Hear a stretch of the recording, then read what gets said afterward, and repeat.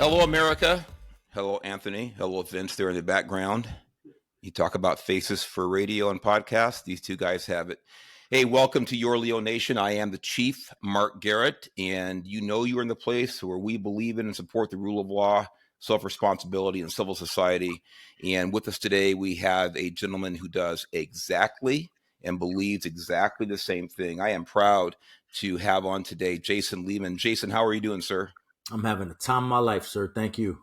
I love the attitude. Happy guy and a guy out there actually making a difference. Jason, you and I actually met through a mutual friend. My God, you know what? I think it's probably back several months ago. You and I start talking, and we both had busy schedules, and finally we've gotten together. And I'm really excited and grateful for your time. So, with that said, I would love for you to tell our listeners a little about yourself. You know, kind of starting with your law enforcement experience, maybe a little before that, if you like. Sure. So I'm actually from New York City. So if I sound a little bit funny, Mark, it's not me, it's you. So I just want to make sure we got that straight. But I grew up in New York. I got myself into a world of trouble as a kid, actually. And unfortunately, as a 13-year-old, something I'm very not proud of, I was arrested for attempted murder. There was an arrest for me knocking a UPS man out cold with a brick and putting him in a coma. And I did not do that purposefully. I was throwing pieces of bricks from one building to another trying to break windows. And I did not have the cognition to think that down below was the sidewalk. And so those bricks were hitting the building and they were going down. And, they were not able to file charges on me, even though what I did was horrendous. And my mother picked me up, moved me across the country to the state of California, which is what got me there. She actually married a wild jazz musician she met on a cruise ship named Magic John, a guy who looked like an Albert Einstein kind of guy. Told everybody he was American Indian, had fires in the rain, and smoked a peace pipe on Thursdays. And so, if I'm a little bit off, Mark, that's where it comes from. It's that guy raised me in Glendale, California. So I played football all the way through the University of South Florida. I had dreams of playing beyond that. Didn't work out. Came back to California, and it's wild. I got into a bar fight. And while I was working on the transport ambulance for the LA County Fire Department and doing, thinking about this firefighter thing and bouncing at nightclubs and coaching football at a local high school in Long Beach, I literally walked into a bar and got into a bar fight with what at the time was one of the sergeants of the Long Beach Police Department's gang unit. And, I don't want to tell you who won the fight. I have my thoughts on that. Yeah, when he picked me up off the ground at the end of the fight. So your thoughts are wrong. Sergeant Don D.C. Campbell, may he rest in peace. But he brought me into the agency and, mentored me through the process of becoming a police officer. And for the first few years in law enforcement, I lived the idea that their parents should have taught them better. And I realized that no matter how many times I say it, their parents are not going to teach them better. So I could either become an educator in the field, or I can keep blaming something that's not going to change. It will not change. The lack of parenting in America is not my concern. It's not. I can't change that. Maybe you can. I can't. Not single-handedly. And so what I started thinking about where can I make a difference in law enforcement? Now, it was unfortunate because I thought that I was the parent for the first few years. And I thought, I got to scold some people. I was raised that I treat people with respect as long as they treat me with respect. But once they treat me like an a-hole, I treat them as such. And I realized that force on force, it just creates more force. When it creates more force, it creates more fear. And fear is the root of all acts of violence. So if I want violence to continue, I have to engage in violence as a cop. If I want violence to change, I have to do everything possible not to engage in violence until violence is absolutely necessary. Because I took on a few years into the job, I got onto a gang and violent crime suppression team. And I kid you not, I was dealing with dozens of internal affairs complaints. I was facing 12 internal affairs complaints, either as the accused or as a witness within the same time frame. All at once, Mark. This is before early warning systems and all this other stuff.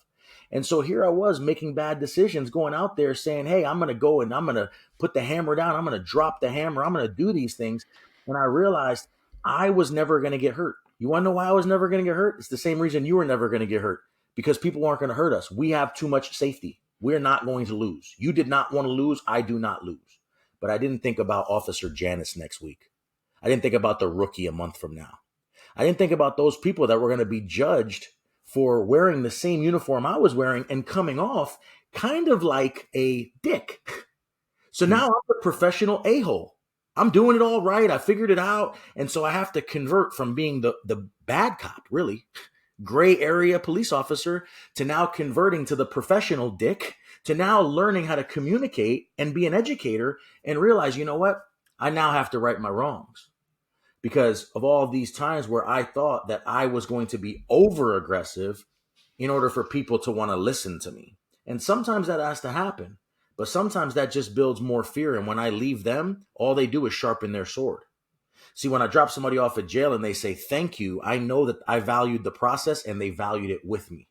If I drop somebody off at jail and I figure out how I can get them into a special holding cell because they upset me that much, what I'm doing is I'm putting them in a place where they can now sharpen their sword. And when they get out and they get access to that proverbial sword, they're going to go out and they're going to find somebody like me. And they're going to have to come in and they're going to have an issue. And so through this whole process, which a young man in a high school classroom brought out in me, I realized that I have to seek to better understand the a-holes, not the regular people. I already know them. I'm already good. Like, I'm pretty good being good to good people. It doesn't seem that hard. Not a hard thing to be good to good people. It's pretty damn easy.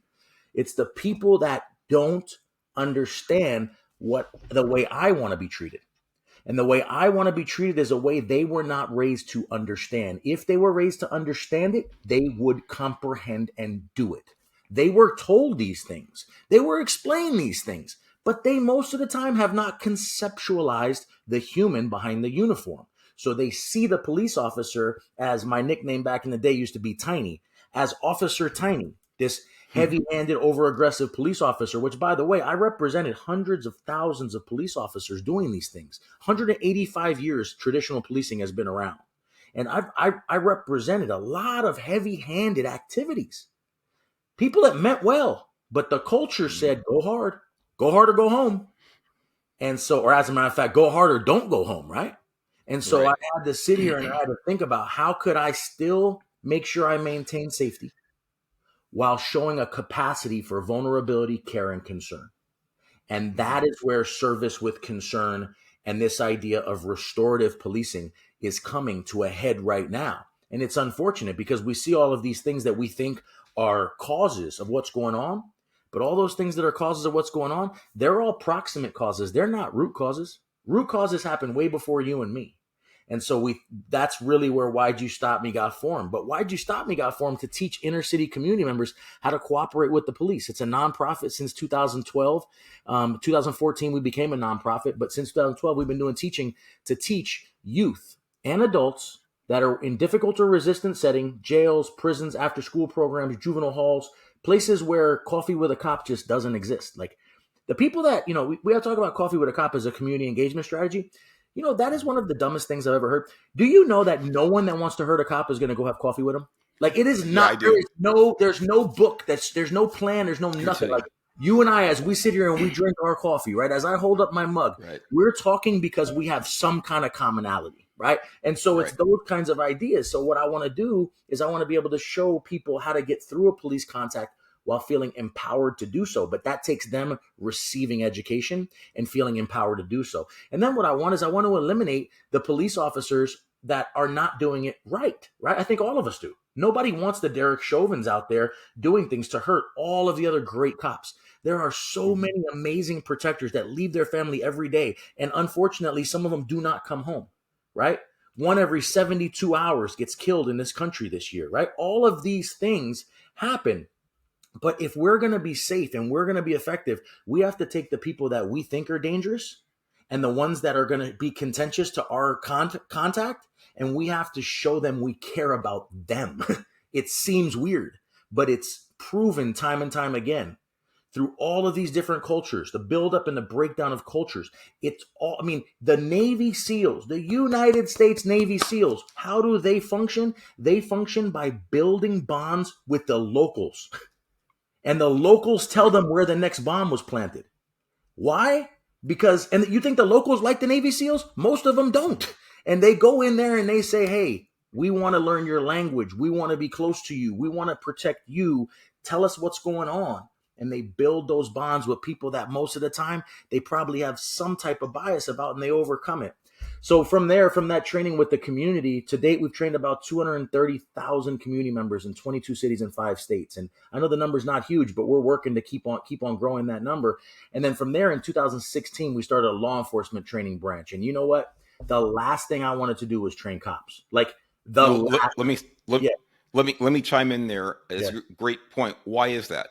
Yeah, it's a great question. Most of the listeners here are going to be law enforcement, pro law enforcement. That's great. By the way, I really appreciate anybody willing to listen to me. I'm sure you feel the same way, right? Because we're regular old people just trying to bring a message out, right? People in type A positions, doctors, lawyers, even the lead guy at UPS, nobody wants to go back to training to learn stuff they already think they know. And so for me, when they told me, hey, you're going to go and you're going to teach communication to the cops, I was like, yo, I can't do that. They're in my head. I was like, they're untrainable. Now I know cops they're trainable. They're very good at what they do, but I can't go into a business and say, hey, jewelry salesperson, can I tell you how to sell jewelry? They're going to go, no, I already know how to sell jewelry. Well, come hang out with me for 8 hours. I'm going to teach you how to sell jewelry. Well, to me, that's what I was thinking about when they said, hey, you got to train cops. I said, well, cops are doing pretty damn well. How can I train them? And then I started thinking, let me give it a shot.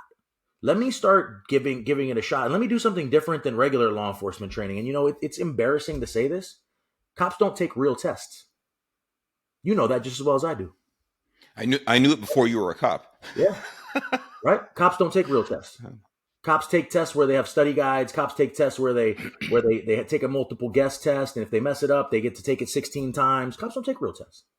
And that's in a lot of professions. It's not just the police world.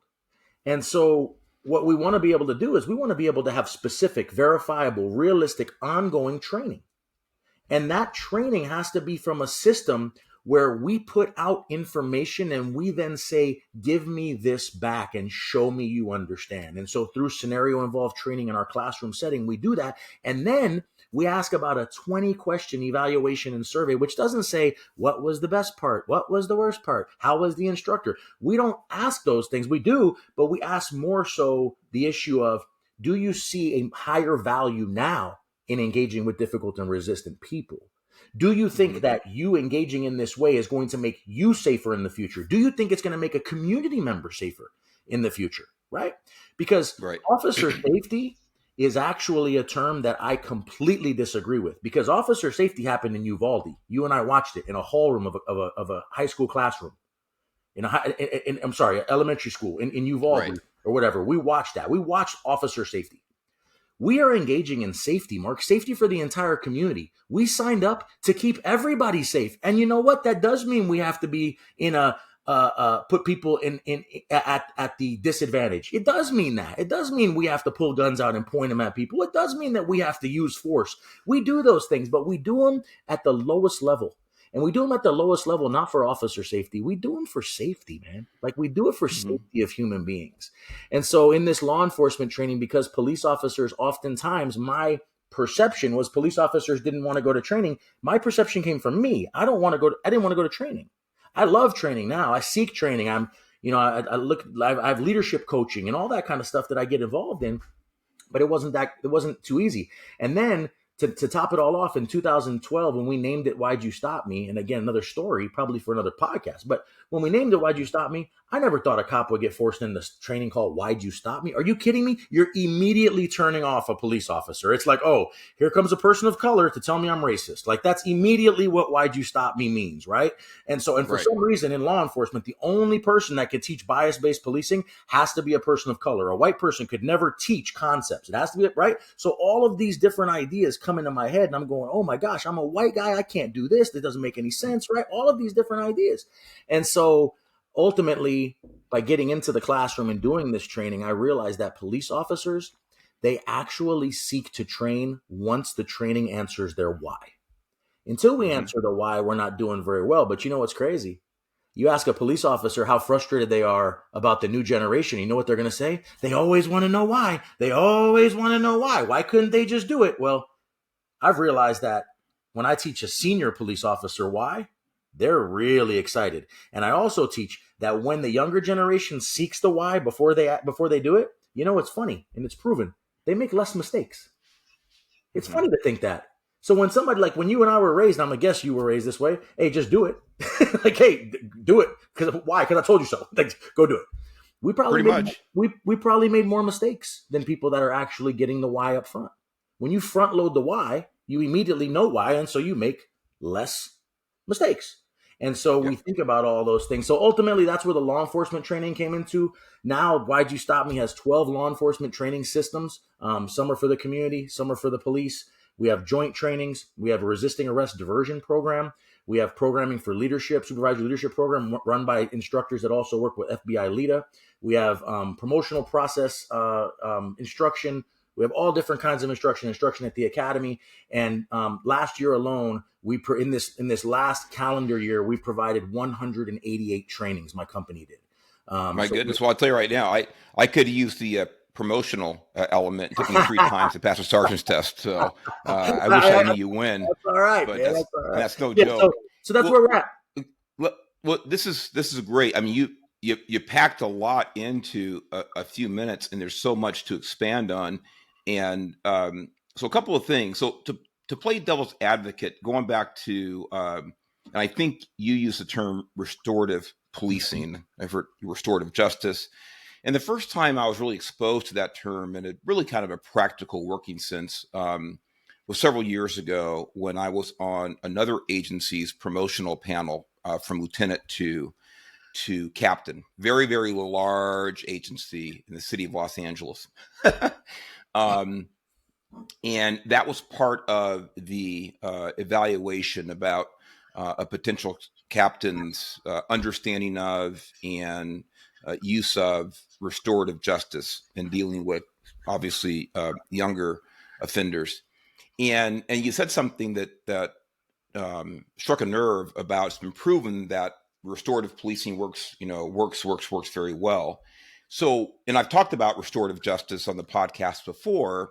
And what I've read and what I've experienced tends to have me believe just the opposite, that it hasn't been very successful. In other words, that we often see a high rate of repeat offenders that are exposed, not all, but there's a high rate of it. Now, and I want you to expand on this and make your case that, do you have information to actually show that restorative policing or restorative justice is successful in getting people back on the right track? Yeah. So when it comes to restorative policing, I'm not putting restorative justice and restorative policing into the same terms. Awesome. Okay. I don't believe they are the same. I believe restorative justice speaks about the justice system, which is involved in courts, Mm-hmm. corrections, and the police. So there's 3 phases to the criminology system, right?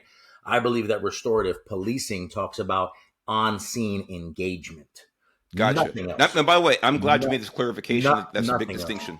Yeah. So Mm-hmm. it's important for us to clarify that. I don't believe any system works unless the people that are teaching the system are fully invested and fully expert in the system. The Mm-hmm. problem with that comes in the play of, we only have 12 trainers in our organization, right? In our organization, we do not have a train the trainer program. There are programs that I could name off that do train the trainer programs, right?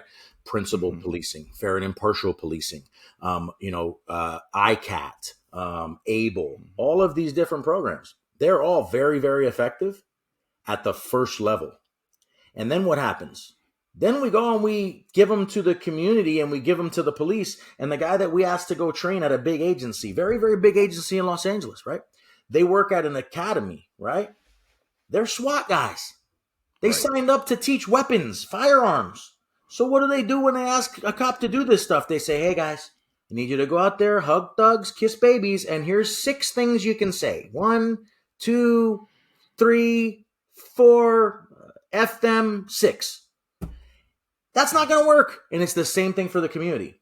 If we don't embrace the community when we train community members, that's not going to work either. So what I'm saying in working is, this is me looking at my watch, my shift, and myself.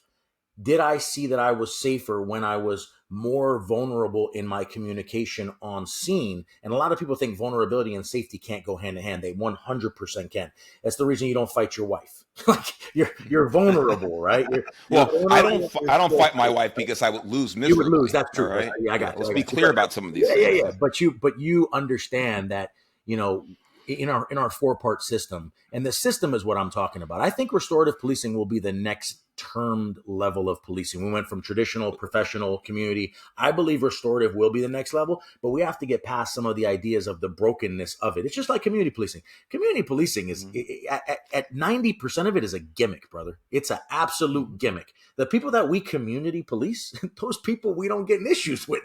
They're not at the park. They're not in the dance video. Like, they're just not there, right? So there's a way. And by the way, I think all of those things are helpful. And I could talk about that till it's cows come home. But I think that what we want to do is we want to show people, we want to identify who can actually do this, who are legitimate intermediate level trainers that can go out and talk about how you can utilize a system of fairness to use force.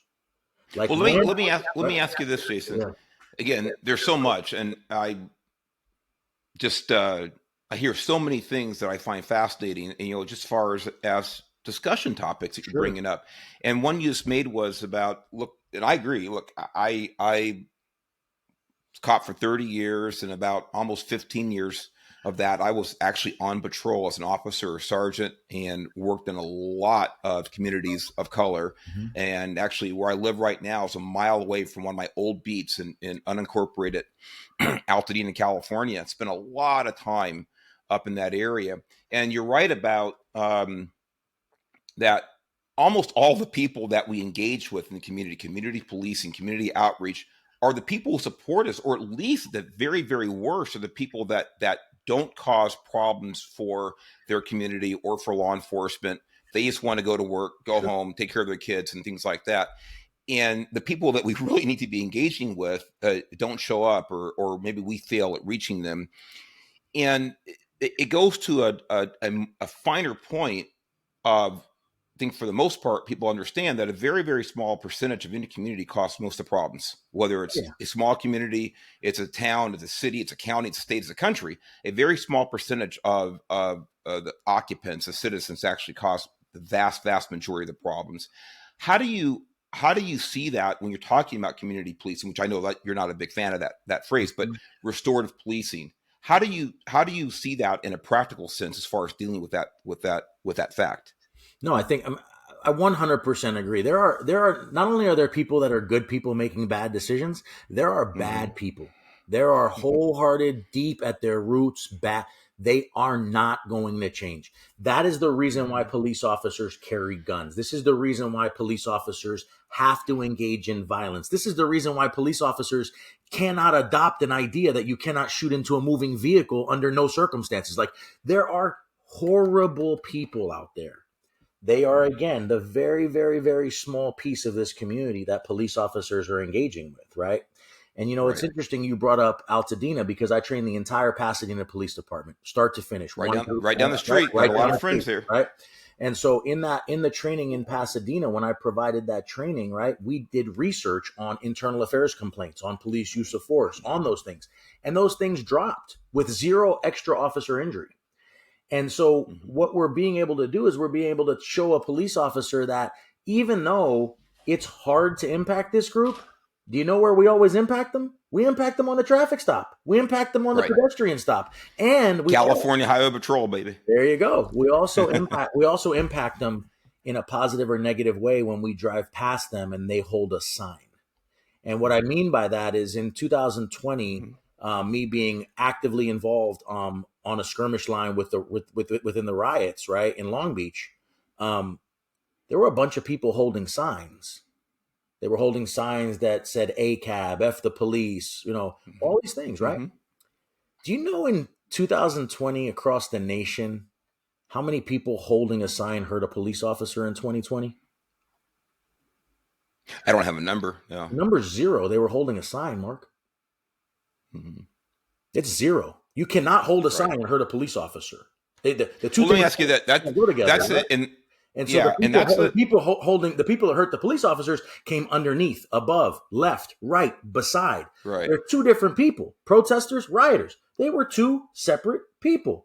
And so what I didn't recognize is and excuse me if this is vulgar, but I didn't recognize that somebody holding a sign like this with their middle finger up, that person most of the time is just beginning into that cycle of violence in their head. And if we Well, can, yeah, let me interject there. yeah. Would you say that also though that person holding a vulgar sign like that? By the way, not just holding a sign, but in a very very volatile Mm-hmm, environment, mm-hmm, um, as the George Floyd riots were, and I was on the skirmish lines as well in downtown Los Angeles as a mm-hmm. chief. I was out in the skirmish lines. A person holding a sign with that type of language and that type, quite frankly, incitement, those are the same people who are not showing up to the engagement, uh, community engagement events that we're talking about. Oh yeah, That 100%. those Yeah, and people, they yeah, never will. They never will. and Never. they never will. The other thing is too You is, have to wait and until they trust us. They will not show up. well, until they trust us. But the other thing is too is, and again, I'll take your stat about no one holding a sign hurt an Not that I officer. can find out. Well, they didn't hurt the sign. They didn't hurt an officer when they're holding the sign, but the next night were they holding the sign or holding the bat? Yeah, that they And weren't. I They, they my weren't guess people. They were my not. They were guess not. is, well, maybe not. Maybe No, not. I Maybe the interviewed. ones holding the I bat. interviewed post George Floyd. I interviewed about 100 protesters, and post Uh-huh. George Floyd, I did that on my own to find out what that answer was.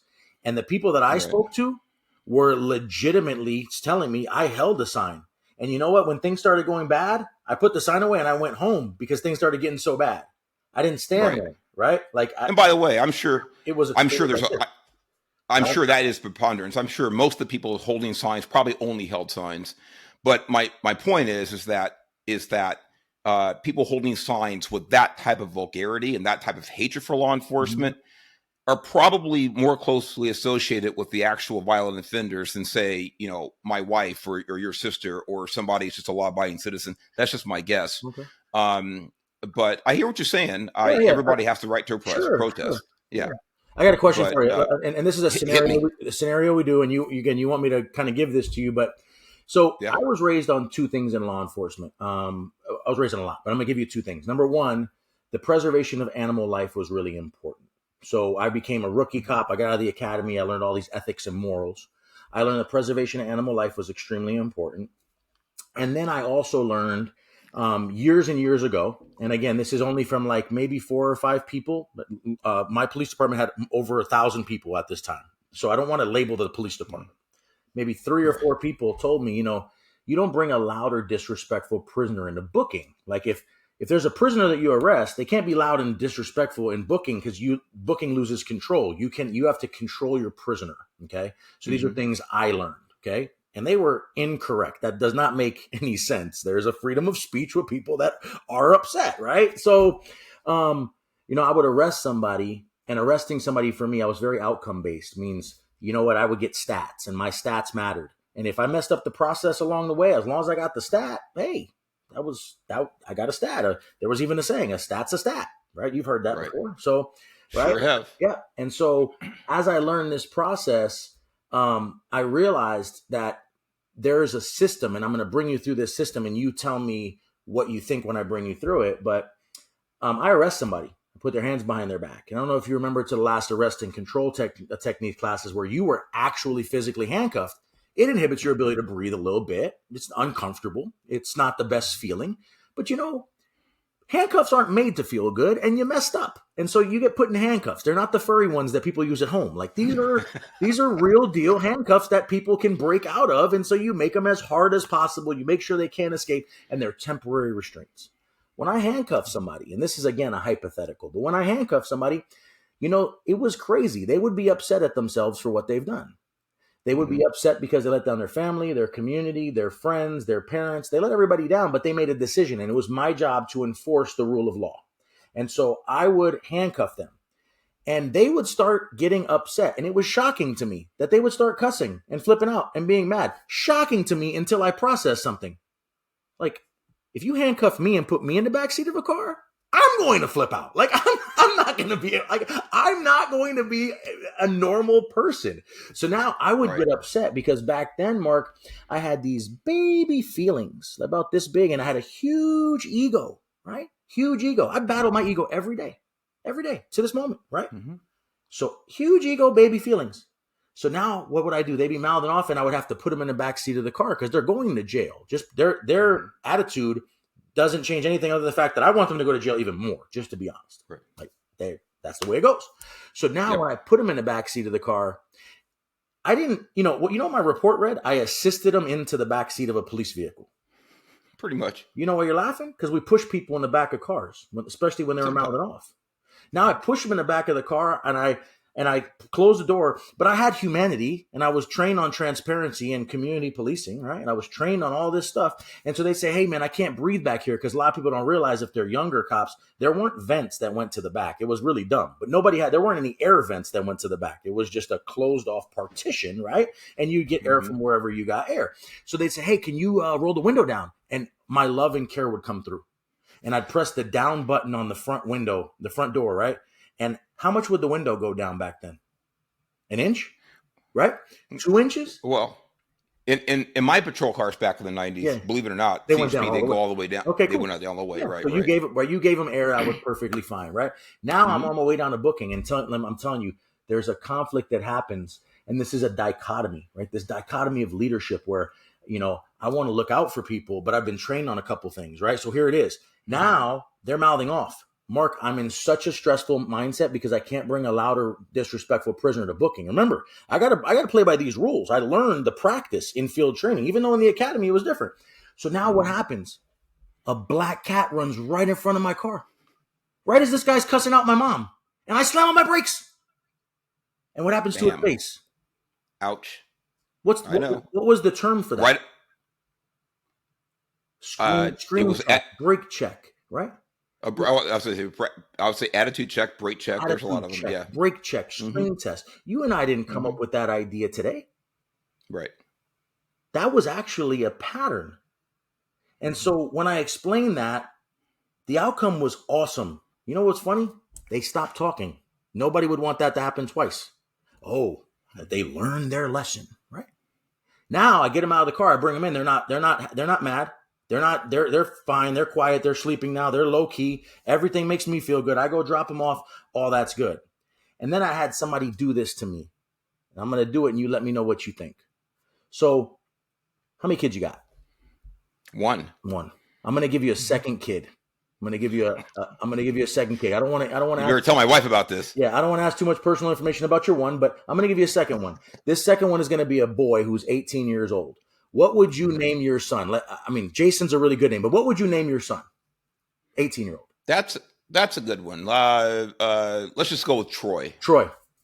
I'm going to arrest Troy. I'm going to be a sheriff's deputy in Altadena, California.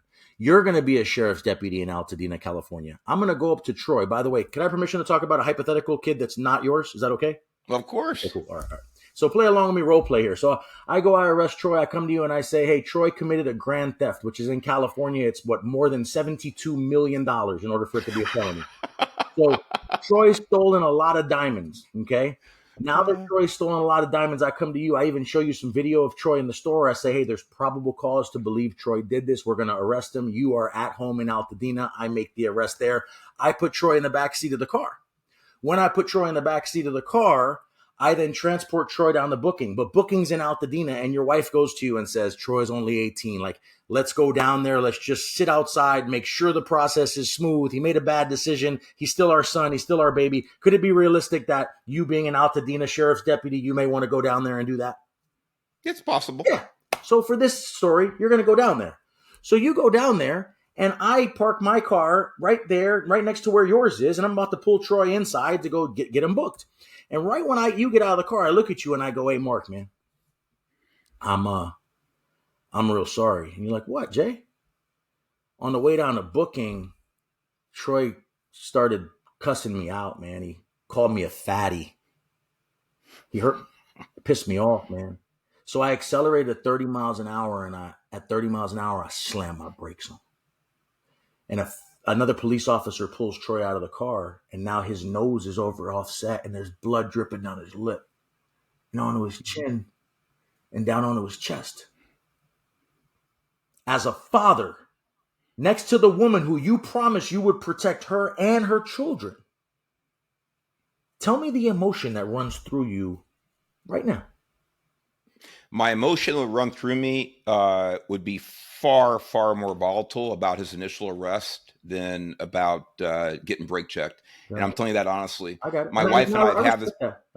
My wife and I have had this discussion, Mhm. and thank goodness, I'm not surprised. That's why I married her. She and I are on the same page about this. Obviously, we love our kid like anybody else, but we've talked about these types of things. And when I was going through training, not only in the academy, but I had some great FTOs and with the Highway Patrol. And we always talked about, hey, you know what? Every time you pull somebody over, pretend that's your mom, pretend that's your sister, pretend that's your wife, pretend that's your child you're pulling over. So I always boast about the CHP, and I do believe the CHP trains her officers as well as anybody else. Yeah, I love it. But by the way, would I be absolutely infuriated if Jay actually brake checked my kid? Absolutely. And cause some type of injury? Absolutely. Is it inappropriate? Is it immoral? Absolutely. But my first thing, this goes back. It's a great scenario. It's a great scenario. It's not over. It's not over yet. But go ahead. Oh, I thought it was over. Yeah, it's not over yet. Okay. But it's a great scenario because it goes back to something else you touched on earlier about I can't. I can't remember how I said it earlier, but I can't be responsible for, why did this person become the person they are? How did they get here? It's the society's fault, it's the parents' fault. I can only do what I can as an officer, which is absolutely true. However, it doesn't mean that we can't consider why someone became the person they are. Is there anything we can do? So this goes back to, because it really hits home because it's a core value. And if you look at our website, and every time I open a podcast, there are 3 tenets I talk about: rule of law, self-responsibility, and a civil society. So it takes some of the responsibility off of law enforcement. I talk about it a lot, that our first responsibility is to ourselves, in the sense of we need to police ourselves. And damn it, my kid, who's very young but has learned went the hard way, but he's learning very clearly that he's responsible for himself, nobody else. So anyway, but yeah, there's two things can be true. I would be absolutely furious if that happened to him, but I'd be more upset and disappointed and concerned about the initial arrest. So please finish the scenario because I want to hear it. It's very interesting. Yeah. So now Troy goes into booking, right? Let's say you don't kill me at the time. I'm literally going to see myself. By the way, you are a big, strong dude. I wouldn't kill you. But I'm probably, if I saw that happen in that situation, I would have to battle rage so bad because nobody's going to break my kid's nose. I don't care what crime they committed. I don't care what they've done. Unless my kid is trying to fight the officer, which the kid had never done. It was all verbal. There was no words. There was no talk about resistance other than verbal, right? And that whole idea, sticks and stones can break my bones, but words will never hurt me. That's unbeatable. That's like the coolest little tenet, right? So it's a great one. It's a great one. And so, and I'm a pretty simple dude. Remember, I played football in college. So my degrees, right? My undergraduate work, I took an underwater basket weaving class, Mark, in University of South Florida, and I got an A. And I never got wet. For me, trust me, this was, I'm not the sharpest tool in the shed sometimes. But now what happens when I see somebody holding that sign, and it took me until about 2022 to figure this out. And it's unfortunate that I couldn't figure it out in 2020. I thought about it a little bit. But in 2020, what's to say, Mark? And tell me, you're a smart guy, and I think this is you're probably gonna get this. What's to say the person holding that sign in 2020, their father wasn't somebody who got brake checked by Tiny? Could be. And if that happened, I'd be holding the sign too. Maybe I'm too simple. Maybe but when I go to a bad restaurant and it sucks, I don't go back and I tell everybody it sucks. Maybe it's me. I don't say, hey, there was one cook that did something wrong, and I'd like to go back and give it a shot. I don't know. Maybe you do that, Mark. Maybe you're that advanced. I'm not that advanced. I just don't like the restaurant. I don't go back. No, right? Well, I'm not that advanced either. That directly correlates to self-responsibility. Yeah, it does. Whether it's at the So restaurant or whether it's holding the sign, you're saying I don't like the restaurant, and I'm holding a sign because I want people to see. People cannot do what Jason Tiny Lehman did in the past. What they're right. missing is they're missing that there's years removed. They're missing that 98, 99% of people are doing it right. They're missing those things, but they haven't had those Hmm. experiences. And because of aspects of media, social media, because of those ideas, they're getting filled with this negative idea that bad things happen to people that maybe look like them or to people in their community, Hmm. right? Those kinds of things. And so I got to be able to give them a little bit of leeway because I actually have talked to them. And I don't know how many you Sure. talk to. And when I talk to them, Well, I realize most of them are just as law abiding as what would you say, your wife and your kid, or my wife and my kid. I'm not married. I'm getting married soon, but my girl and my kids. congratulations. I got two kids. These people are Hmm. just as law abiding for the most part.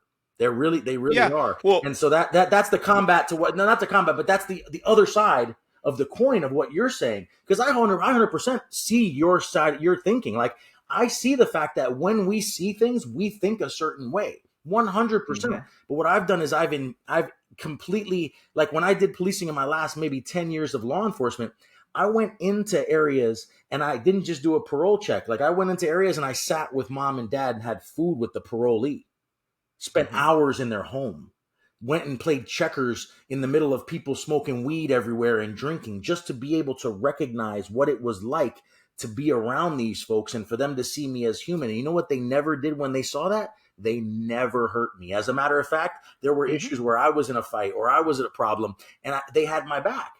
And people will not have my back until I show them I care. What's this big leadership tenet? People will never care what you have to tell them until you care what they have to tell you.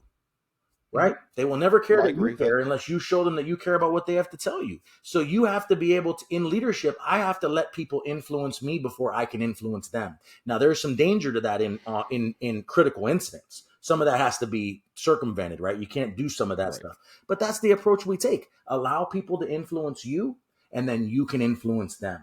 And that's a one-on-one training tool. We're not going to change the world with our company and organization and training. We're not. But if we can make a small dent, if we can help one person be safe tomorrow, police officer or community member, then we've done our thing. And that's the way we think about things. And we think about them by doing it by the positive. I don't know if you've heard it, but I haven't said too much negative about the community. And that's Right. where the community then looks at me and says, you know what? What's a saying they say in the inner city? I F's with that dude, right? Like, I'll mess with that guy. He's invited to the barbecue, right? Like, Hmm. that's those things are the way that I want to be able to get in there and mesh with people who think differently than me. That's why I live in California. I live in California because most people Hmm. think differently than me. I'm not a big fan of California politics. I'm not a big fan of California decriminalizing everything. I mean, everything, Hmm. right? It's Right. almost everything is decriminalized. I'm not a big fan of that. I think people make bad decisions. They go to jail. They serve their time. But there's a lot of learning that can go on when we deal with people who think differently than us, and they will not learn from somebody that wants to demean or demoralize them or talk badly about them. It's not. I can't walk in and say, "Hey, your mom's an idiot. Let me teach you something." Like that. That No, no, doesn't that work, wouldn't go over too right? well But with me that is either. what But people do. That is what people do when we talk about some of these groups or them or the small group, right? We have a tendency to do that, and it makes me feel like, you know what? I don't want somebody holding the F the police sign. So how do I get somebody to put down the F the police sign? I put down the F the 1% of the community sign. I'm right. gonna put that down. Well, So well, that's for me. yeah, I don't think you or I have ever carried that sign, not literally or Oh, figuratively. I've held the F the Yeah, community sign. No. yeah, I yeah, have yeah. not you, But Mark. I have. right, Jason Lehman has. right. There's you can Gotcha. Google Well, it. I haven't. Yeah, Yeah, there are lawsuits but to prove it. There are suspensions to prove it. I have been there, and it is unfortunate. And I am yeah. absolutely appalled at myself for having to been gone through that.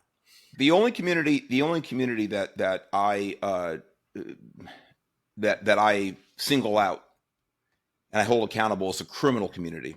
And wherever that's found, it's still criminal behavior, and people can talk about the reasons it happens and how they got there and this group and that group, and that's fine. Mm-hmm. But I talk about criminal behavior, so I hold behavior as the common denominator. and I deplore criminal behavior as you do. Going back to your scenario about the hypothetical son getting brake checked and ended up with an injury, make no mistake, somebody would hear about that legally from this father. But at the same time, and I would obviously be heartbroken to see that happen to my child. But at the same time, my first priority is to allow the system to hold my kid accountable for whatever he may have done We criminally. And agree I on think, that for sure. yeah, and I know we do. 100% I know we do. Mm-hmm. I think that we have moved to a place in society where there's more of, let's try to understand why this person is behaving like this, rather than more of the accountability side. By the way, we need both. If we don't figure out why something's happening, we can never fix the problem. Period. We're just going to let things get worse and worse and worse, or keep going in that direction, whatever it is. At the same time, if we start diminishing the accountability side of things, then it's going to get worse and worse as well. Like you just said about the decriminalization of everything in California, what's happening? It's getting worse and worse and worse. There's more and more crime because we're getting more and more touchy-feely. We're trying to explain all the behavior away. An extreme on either side is not going to work. There has to be accountability and there has to be preventative measures. I completely agree. And I know you're doing your best, to work on those preventative measures and about the chemistry, the relationship, and the approach of law enforcement to de-escalate things before they ever get there. And I think it's commendable. Another thing you touched on, Jason, that did strike a nerve, was Uvalde. And you said those guys, and by the way, if there was ever a despicable, humiliating day for those of us in or formerly in law enforcement, it was Uvalde. It was one of the sickest things that I think either of us, any of us in law enforcement, for that matter, any private citizen, could imagine that law enforcement stand around and allow innocent children to be slaughtered. It turns my stomach still, and it will for the rest of my life if I think about it too much. But the reason, thank goodness, that particular incident is so glaring is because pretty much I think in our lifetimes we can't think of anything that even comes anywhere near comparison to the mishandling and to the negligence and to the dereliction of duty that was exhibited by those officers. Yep, they kept themselves safe because they didn't do the job they were signed, they were sworn to do. Absolutely abhorrent what they did. And so to say that, well, there's an example of officer safety, it sure was, but it's the ultimate example of officer negligence and a complete disregard for the oath that each and every one of those idiots took. And a lot of them, of course, are actually being held accountable civilly and criminally for it, and they should be. So when we talk about things like that are very, very rare, if not unique, it's probably a little bit disproportionate, doesn't represent law enforcement as a whole. Would you agree? Yeah, I would, but I think that we could do that about almost anything. And the reason I was using that as a concept is because when we think about officer safety, why are we calling it officer safety? What do you think the Well, answer in is? my case, I'll tell you right. In my case, and again, let's put it this way: in any case, when we talk about officer safety, the officer, he's a guy or gal who took the oath, who decided voluntarily to do this job. And if our officers don't do everything they can to protect themselves first, they can't protect anybody Sure, else, including their partner. 100%. I think And so that's why officer safety, now, by the way, officer safety should never come at the price of violating anyone's civil rights, of treating anyone immorally. Absolutely not. But we have to focus on officer safety as law enforcement professionals in order to make sure we're there to protect our partner and to protect innocent citizens. So that's why officer safety is paramount in my mind. sure. So when you go home after you go to the academy, your door is cracked open. Do you practice officer safety? You mean at the house? Yeah, your own personal home. Do you practice officer safety when you go home? I do. Why wouldn't that just be safety? You're not an officer right now. Well, yeah, I practice safety. Thank you. I mean, So- you put the, well, yeah, So I get it. You put the officer in there. Why do we have to call it officer safety?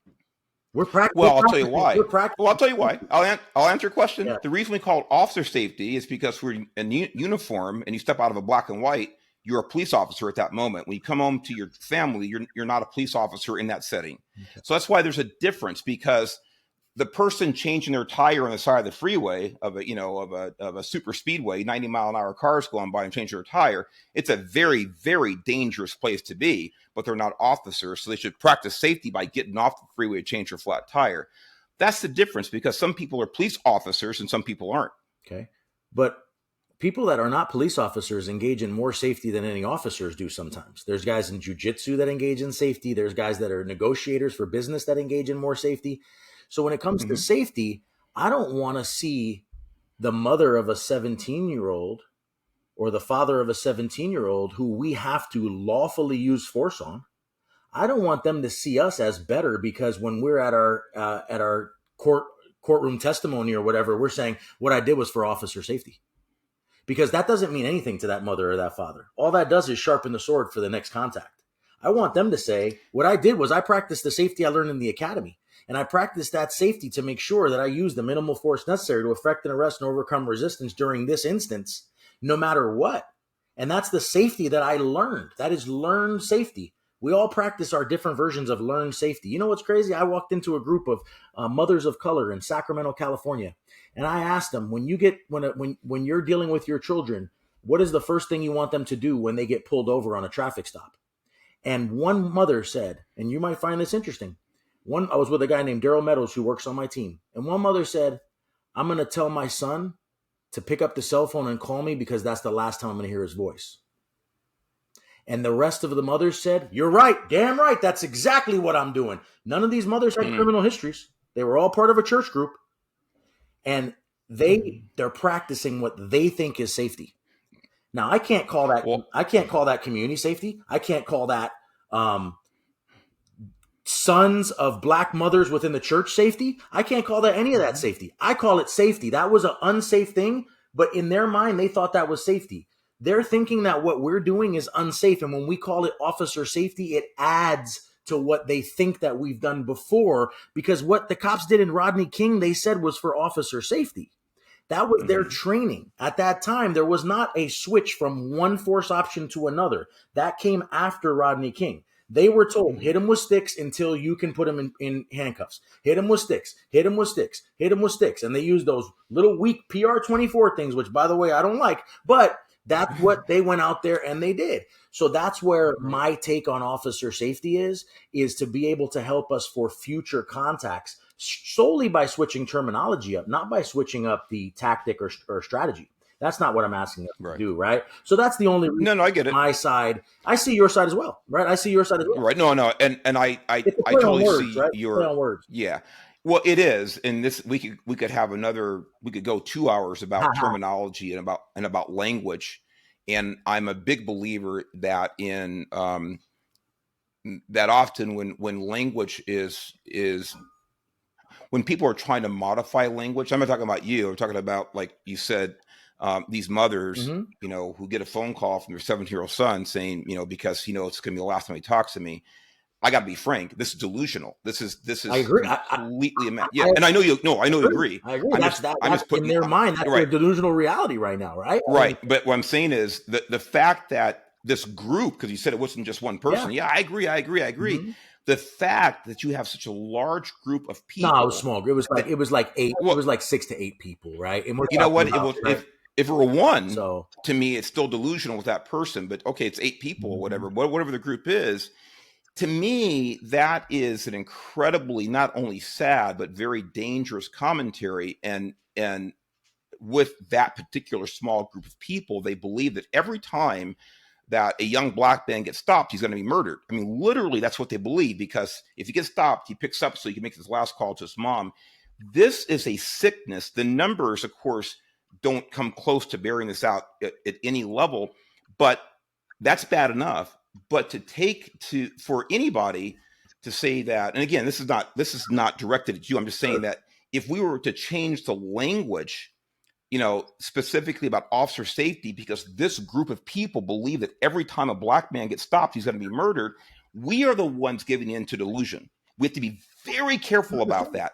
If we don't stand our ground and say, well, the reason it's called officer safety, sir, ma'am, is because police officers do the things that 99.999% of the population will never do. They refuse to do. They won't do it because they're not, they're not trained enough. They haven't, they do not want to do it because they're afraid, whatever the reasons. That's why they have to engage in a specific type of training called officer training, because police officers engage in behavior that are unique to police officers, not someone studying jujitsu or someone changing a tire in the freeway. Officer safety is called that because officers are engaged in dangerous situations that only officers do. By the way, officer safety is different than firefighter safety. They both train specifically for the types of situations they're going to be exposed to. And that's why we would never call firefighter safety officer safety, or vice versa, because there's specific scenarios. By the way, my brother was a firefighter for over 30 years. I never got trained in what he does because I didn't do what he did. And he trained in fire safety. That's what it's called. Fire safety. It's called that for a reason, because the training has to be specific to what a police officer does. And I'll tell you right now, this is a little bit ancillary, but God, do I feel sorry for those mothers who believe that I want to murder their 17-year-old son. Think about my frustration standing up there, right? Like, think about the frustration. Yeah.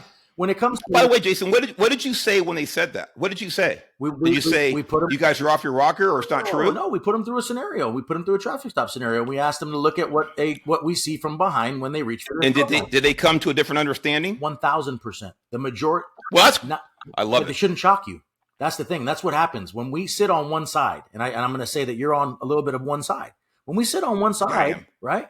I respect that. We sit on one side. We don't put ourselves over there enough. You can come to any of the trainings. You can come to a resisting arrest diversion program. You can come to community training programs. Any of these programs, you're invited. I'll do anything I possibly can. By the way, I would love to come. Two things. I would love to come. And going back to Pasadena Police Department, we talked about earlier, that's exactly how we met, through a mutual friend who'd been trained by you. And he goes, Mark, you got to have this guy on the show. And I'm FBI National Academy graduate, good looking, smart, he's got the whole thing, man. Wait a minute. Good looking and smart. You're good looking and smart too. So in California. No, it's got to be a different guy then. Well, in California, right? In California, there was in 2021 there was 3,576 firearms mortalities, right? And in that number, 140 fatal police shootings. So police officers are not going out there and going bananas, right? The numbers are so very low. But I want to ask you a question, because I know that you said that those mothers were absolutely absurd, which I can agree with to an extent, especially with that specific statement. I don't think their life is absurd, but that statement is wild. Let me ask you. Right, that belief's absurd. Yeah. You say that you want to make sure that the criminal element be held accountable. Is that what did you say? You said the one group I don't see value in this is like the criminal element, right? Like something. No, I don't see value. I said the one group that I single out specifically the criminal element, whatever community, whatever ethnicity or economic, it doesn't matter. Geographic. Got it. It's the criminal behavior. Behavior is what I focus on. I love that. What constitutes criminal behavior? Well, it depends on what state you live in, doesn't it? Okay, well, so California, double murder 3 times in a row. No, let's drop our guard for a second and be a little more vulnerable. What constitutes criminal behavior?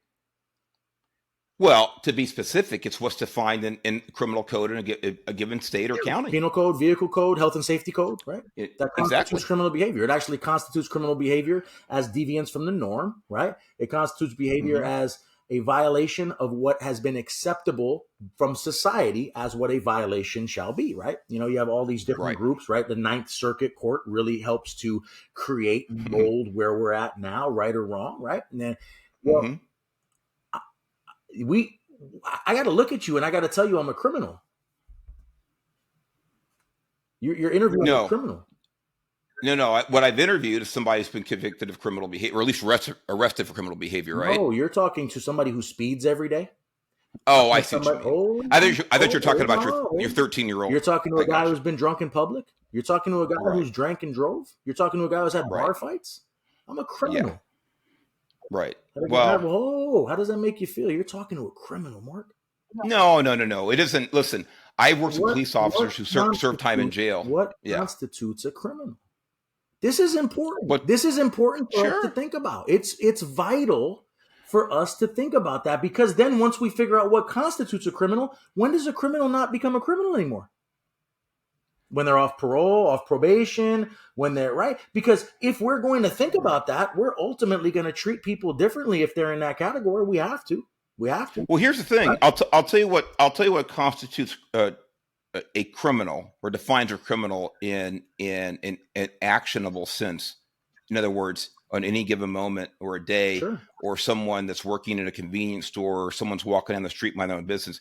It's someone who actually commits a criminal offense, who actually invades their privacy, who assaults them, who batters them, who rapes them, those who are murders part them, one crime. who carjacks it. Those, right? Hang on. Mm-hmm. So that is criminal behavior. The fact that someone may have committed a crime and have served their time, they have paid their price to society, their debt to society, and they don't engage in that, here's that B word again, behavior, I'm willing to give them the pass every single day.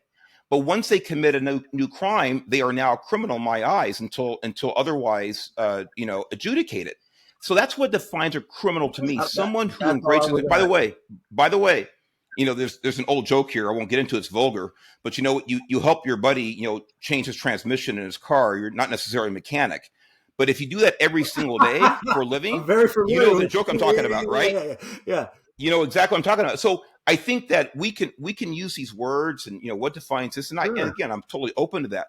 But when we're talking about society, a civil society, we have to talk in practical terms. Someone who's committed a crime, or speeds, or who's 647, I almost said 647. Drunk in public. Someone who's drunk drunk in public. Exactly. You get it. Right. Someone who's drunk. Yeah. Someone who's drunk in public. For all your listeners, that's the penal code. I don't know if it's penal code anymore. It's the old penal code in the state of California for if you're impaired in public and you can't care for yourself. So that's how it works. It's also a good reason why firefighters and cops fight a lot. So exactly. Yeah. No. Yeah, because cops do all the work and firefighters get all the praise. That's right. Yeah. They're at home planning their dinner. But it's one thing to have committed a crime. It's another thing to engage in criminal behavior as a way of life. And these are two different things. Mm-hmm. There's so many good people who've actually committed crimes, who did something terribly stupid, who have reformed themselves, who've gotten much, much better, and who live great, productive lives. And we all know those people. Yeah. There are other people who decided to make it a way of life. So that's what we're talking about. But look, I would look at Jason. This has been so much fun. And again, as I open it up, we may have our differences on specifics and things like this. The point is, I know you, and this comes from our good-looking, tall friend who passed in the police department who introduced us. Yeah. And he said it before I ever knew your name. He said, look, Mark, this guy is trying to make a difference. This guy you got to talk to because he's trying to make where we live, I talk about in general, where we live, a better place for everybody. He's trying to make it safer for citizens, for cops, everybody involved. And based on this conversation, I completely agree with that and believe it. And I really, really salute you for doing the hard stuff and actually putting yourself out there in front of these cops and citizens and trying to do the right thing. Jason, I would love to have you back on again. And I'm actually running out of water here in your Leo Nation cup. My little Lexaport cup is empty too. It's wild. It's wild. Yeah. It's great. We're all trying to get to the same point. I know that. I mean that sincerely. So with that, hey, where can people find you specifically at any website or websites that you want to promote? Please do it right now. Yeah. So the website is wism.org, and it's the acronym for Why'd You Stop Me? WYSM.org. Please follow me on social media at Jason Lehman 64, JASONLEHMAN 64, and at Team Wism, TEAMWYSM, on Instagram primarily, but also on Facebook. You can send us an email through the website or at info@wism.org. And I want everybody to know we will go anywhere in this country to provide a training to any group, from the community to the police, from corporate America to government entities. We really do want to be able to spread this message in the best way possible. But ultimately, I think everybody needs to hear this as we close. If everybody takes this idea and makes it a reality, we'll be a whole lot safer in this world. We got to be kind to everybody we meet, but we can't let anybody take our kindness for weakness. As long as we go out there, teach people the way we want to be treated, and go out there and empower making sure that we are vulnerable yet safe at the same time. I think we're going to do a whole lot better. There's a lot of work to be done. Mark, I appreciate you and the entire Leo Nation and the fact that you are willing to have these conversations and work to build these bridges, because I think you wanted to talk about a bridge builder, but we're not going to talk about them. But when you think about these things, right, we want to make sure that you know that I appreciate the time and the value. Right now, Mark, you and I will never get this time back, and neither will our listeners. And the fact that they invest in listening to this podcast, whether it's a dozen or 1,200 or 20,000, whatever it may be, if we can make a change in the way somebody's thinking and have them just really start thinking about things while still maintaining safety, officer safety, or any other kind of safety, that's what matters to all of us. But I hope that everybody goes out there, does great things. And, I really appreciate the fact that you allowed me to be a part of this and you invited me on. I want to thank Sean Dawkins as well. But, the truth is the honor is in us learning and growing. And thank you so very much. Every police officer out there is wearing a cape, and I hope they don't forget that. I hope they go out there and continue to protect, because when somebody calls 911, if they don't show up, nobody is. So thank you all for everything that you guys are doing. I hope that we continue to maintain safety, grow as a leadership group. And I want to continue the partnership with you in any way possible. And hopefully we'll be able to make that happen. Jason, well said. God bless you. Thank you so much for what you're doing. And folks, look him up. And I think he'll be an asset for people who actually want to make this a better place to live. Hey, check out your Leo Nation. We're boy, I'm mumbling. We're every place, folks. Sorry about that. Hey, we're at the Instagram, Rumble, Facebook, Twitter, Spotify, Apple Podcasts. We're every place. We're growing. Share it, forward it, comment. I love the comments. Yes, I read them. You know that I reply. Jason, you know I reply. So get them out there, spread it around. God bless everybody. God bless America. See you next time.